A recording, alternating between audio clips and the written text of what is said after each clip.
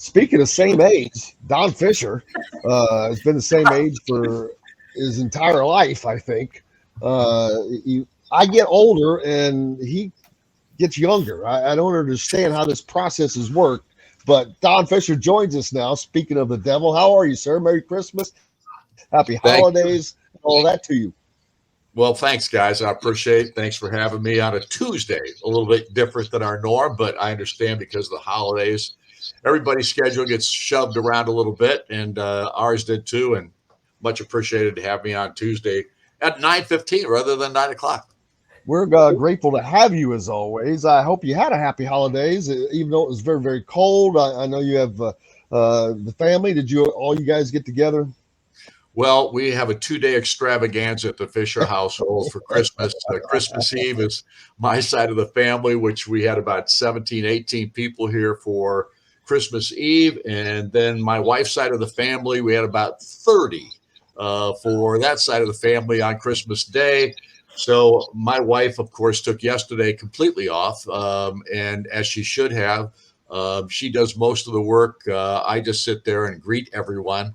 Um, and we have a big pool tournament with her family. Uh, and I won the pool tournament for the first time in 6 years. So, Well, hey, congratulations! I'd love to have seen both of those groups together on Friday for Festivus. That yeah, would have well, been we would have had a Festivus for the rest of us if we would have had both groups together at the same time.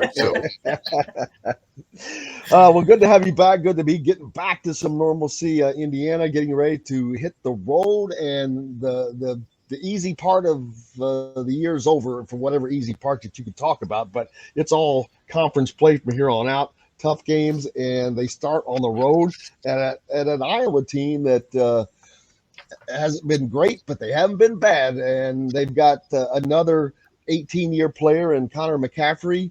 Um, Between him and Jordan Bohannon, they may have the longest NCAA, NCAA eligibility lives ever in the history of the planet. It's crazy. Is he's in his seventh year, I believe, right? well, it may be seven because I can't remember the last time he wasn't on their team. So, yeah, he's been around a long time. Um, and his other son Patrick, Fran's other son Patrick, is obviously a junior this year. I think a junior at this point. So uh, the McCaffreys have kind of had a handle on why the Iowa Hawkeyes have been pretty good basketball program for a long time now. And Fran, of course, is a really good coach. I love talking to the guy. And there's nobody I enjoy watching on the sidelines more than him. And the conference is concerned because when he gets angry, his face explodes into a red balloon. And obviously, he is as colorful as they come with the officials. So it's a fun time when you see Fran McCaffrey out there on the floor, and his sons are both very accomplished basketball players. And Don, one of the things that we talked about the last time you were on was this extended break now that Indiana's going to be on. And I don't know whether that's a good thing or a bad thing. I think you would probably not prefer to go 2 weeks without playing an opponent on the basketball court. But at the same time, these past couple weeks, we've seen some glaring issues with this Indiana team, especially, in my opinion, on the offensive end. I think you saw some of that stuff exposed against Kennesaw State, obviously without Xavier Johnson, without Trace Jackson Davis. At times when they don't have that interior presence, it looks like they're a little lost offensively. What did you see in that Kennesaw State game, and what are some things that are some of the glaring issues that you think they might need to work on here these next couple weeks? I can tell you this, Dustin. I'm just telling you right now. The thing that bothers me most about this basketball team is their inability to understand when you have Indiana across the front of your uniform, you are going to get everybody's best shot. I watched our guys play, get warmed up for the Elon ball game. I wanted to see what their mentality was going into it.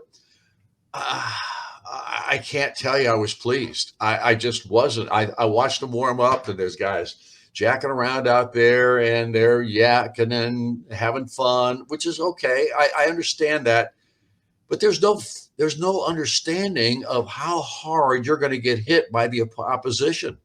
And I can't figure that out because we have veterans on this basketball team. And now Trace Jackson Davis didn't play, but he's not the only veteran on this team. And these other guys all have been through the wars here in the Big Ten.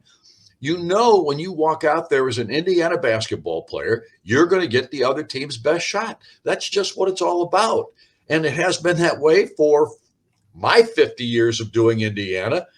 And these guys walk out there like it's nonchalant. And I mean, some guys come out and shoot around before the game, an hour before the other guys come out, or 30 minutes before the other guys come out, and things like that. And that's all well and good. But when you get out there through the warm-up period in the last 30 minutes leading up to tip-off, you've got to have a mindset of toughness. You've got to have a mindset of this team is not going to beat us. You have to have a mindset that we're going to give it all we've got, and to show these people why Indiana basketball is special. And I don't see that right now. And I didn't see it in the Kansas game. I didn't see it in the Arizona game. I didn't see it in the Rutgers game. The last time I saw this, in my opinion, which was really a special performance by Indiana, was Xavier. When the Xavier ball game, they knew they're going to be in a fight. That was going to be their first really tough ball game, and they were ready to perform in that contest mentally. I haven't seen it since. I have not seen it since then, and it upsets me because I don't know how you don't know that going into an Indiana basketball game as an Indiana player. Yeah, Don, the one thing I said earlier is I don't know who the leader on this team is. I know who the best player is supposed to be, but just being the best player does not make you the de facto leader, and I have not seen leadership qualities. Someone mentioned X was the best leader on the team, and of course he's hurt now, and I don't know if that's true or not, but I have not seen someone step up and lead this team. I've seen very disappointing attempts at that from, like, say, someone like Race Thompson. He should absolutely be a leader on this team and whatever it takes, but as being a fifth-year guy, or he's been around forever.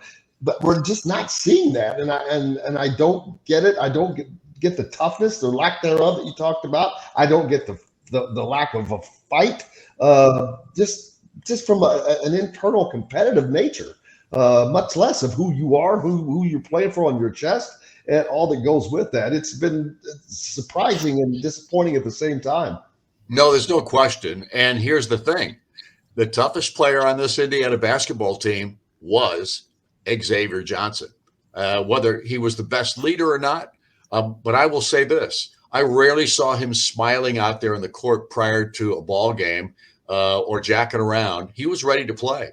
X was one of those guys that he went out there with an attitude. And honestly, I don't see that from the rest of these guys right now. And trust me, I think they're great kids. I think they're good young men. There's no doubt about that. I think there has been some selfishness on this team in the sense of my playing time, how many minutes I'm getting now, that kind of thing. Maybe some of that is eliminated at this point. I don't know. All I can tell you is what I've seen and what I've observed. And what I have seen and observed at this point is not good enough. When it comes to the fans make more of it than anything, but you look at Purdue's roster, full of kids from Indiana. Indiana's roster, obviously not that way. And with NIL, I wonder if it is getting lost what it means, what it's supposed to mean to play at Indiana, to play for Indiana, to play in that assembly hall, to play under those banners. The right that it is. It's something that's just given to anybody, and I don't know that they are taking that to heart. Well, and I think that is probably a big part of why we're seeing what we're seeing. I don't think these guys really understand the history of Indiana basketball. I think they come here, they hear about the history, but they don't get the feel of the history, the tradition. They've been playing AAU basketball all over the country, and they've been traveling, and it's just not the same it's not the same as it used to be, and it's never going to go back. But at the same time, there's got to be somebody that steps up, that's I'm not even a player. I don't care if it's a coach. I don't care if it's an administrator. I don't care who it is, who goes in there and talks to these guys about what they're about to be a part of, and gives them a real feel for the history of Indiana basketball. I'm not sure they ought to have a class on it. You know what I'm saying? Somebody teach that class to them. But again, and the funny thing is, who could teach it? Every player. There's probably a line a year, and it might end at Bob Knight, it might end at Mike Davis. I don't know where it ends, but there's a line that every one of those players could teach that class. They could say, "Hey, this is what it's supposed to be like," because I hear it from them. They still have that feeling. Right. I think that's a key. I think that's somebody needs to step up. I mean, I've been here for 50 years. But I haven't played basketball. I'm an announcer. So it can't be somebody like me, because they're going to go, this guy, he's never played basketball. And they're right. And I suck when I did. The point of the matter is, somebody from Indiana University, administratively, or former players, a group of players, a committee of players, can go in there and talk to these guys about what this program is all about, and what this tradition and the richness of it means to this state and to the people of this state. What actually the Hoosier Nation is all about. I mean, that's what's lacking, right? Or at least that's my opinion. There's no question in my mind that we have not been ready to play these ball games that we've gotten beaten in. And you can see it by the way we start games. That lack of intensity level is just mind-numbing to me. I just can't figure out how in the world they can't be ready to play. And I know Mike does the best that he can to get his guys ready to and fired up to play the game. But somebody has to be there to let these guys know that how they're doing it right now ain't working. Here's the thing, and people get mad at me on this show for saying this, and I understand why. But when you look at how Matt Painter recruits, and when he talks about recruiting, he says, we're going to get Purdue guys. If that means they're a 5-star player, so be it. If that means they're a 2-star player, and I think they look like a 4 or 5-star guy, but we're going to get guys that fit what we want to do, who have the attitude of what we want to do. And a lot of times when you watch Purdue, whether they're good, bad, middle of the road, those players bust their ass. And they're one team. I have not – it's been a long time, and I'm not singling out any specific players, but – I don't remember.